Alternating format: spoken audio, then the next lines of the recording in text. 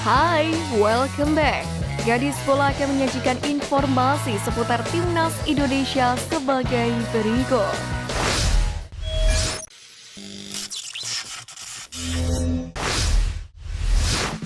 Timnas Indonesia memang harus mengakui ketangguhan Irak dengan skor 0-2 pada sore kemarin. Meski begitu, penampilan para pemain pun tetap dipuji langsung oleh Menteri Pemuda dan Olahraga, Dito Aryo Tejo. Bahkan Dito mengatakan, level permainan skuad Garuda sudah mengalami peningkatan. Dia menyertakan levelnya seperti negara-negara yang saat ini berada di urutan 50 hingga 60 dalam ranking FIFA. Lelaki berusia 33 tahun itu pun merasa optimis jika skuad Asuhan Sintayong mampu merebut 3 poin pada pertandingan pamungkas Grup F melawan Filipina, yang mana akan bergulir pada Selasa 11 Juni.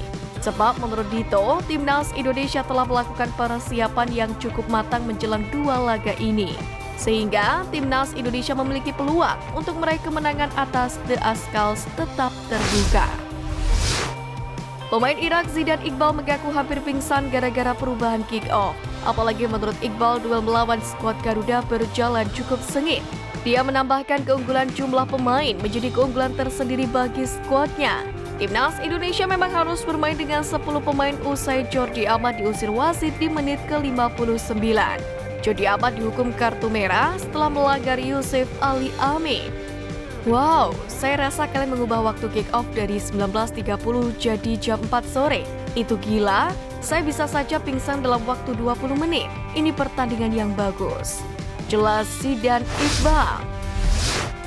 Pelatih Irak Jesus Casas meyakini Timnas Indonesia akan lolos ke fase ketiga kualifikasi Piala Dunia 2026 sekaligus putaran final Piala Asia 2027 meski baru dikalahkan Irak. Menurut Casas yang sudah 2 kali bentrok dengan Filipina, kualitas Indonesia lebih baik. Karenanya ia percaya Indonesia akan mengalahkan Filipina.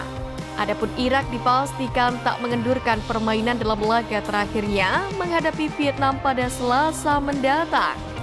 Laga kandang ini pun akan dimenangkan untuk sapu bersih semua laga grup.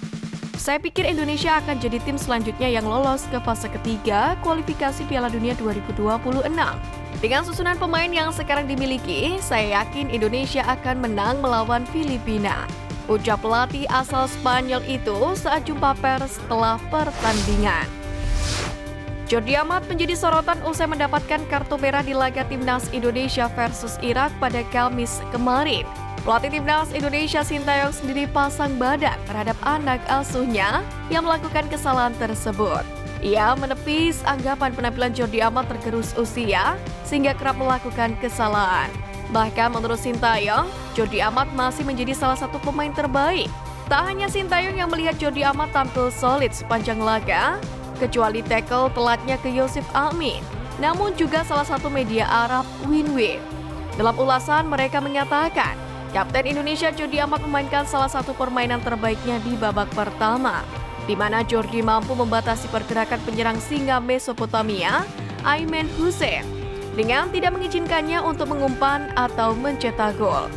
Di sisi lain, Jordi Amat sendiri harus absen untuk laga selanjutnya melawan Filipina buntut kartu merah yang diterima. Ketum PSSI Erick Thohir memberikan motivasi kepada kiper Hernando Ari Sutariadi yang membuat blunder dalam duel Timnas Indonesia versus Irak. Dalam pertandingan tersebut, Indonesia kalah 0-2 dari Irak lewat gol penalti Ayman Hussein pada menit ke-54 dan Ali Jasim pada menit ke-88.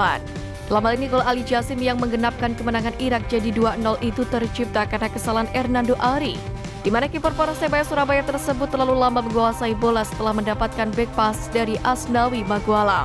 Erick juga mengingatkan Hernando bahwa bermain sepak bola itu 11 orang. Dengan begitu, tidak ada kesalahan individu dalam error yang dilakukan kiper 22 tahun tersebut.